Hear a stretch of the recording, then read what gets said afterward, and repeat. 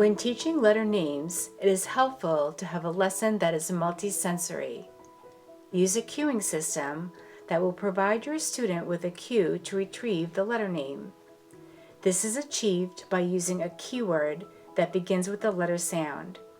Remember to use a placeholder on the card to help identify the sound. Tap all 3 items to make this lesson multisensory.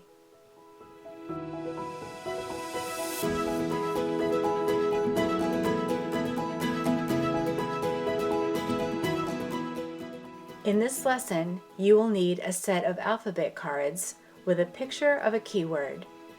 If the card does not have a placeholder for the sound, you can add a sticker. Okay, today let's practice our letters and sounds. So I'm going to show you a card and you're going to go say the name, say the keyword, and then put your finger here while you say the sound. So watch me. A, apple, A.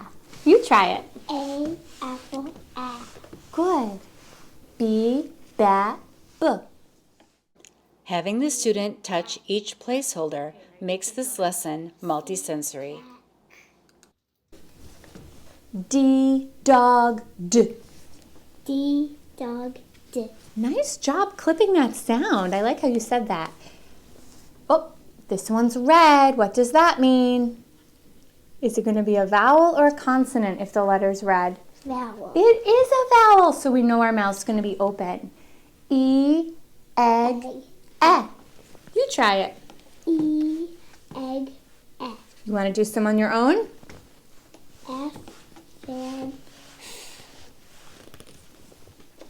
G, game, H, hat. I see another red card. What's that mean? Vowel. It's a vowel. Our mouth is going to be a little bit open. Give it a try.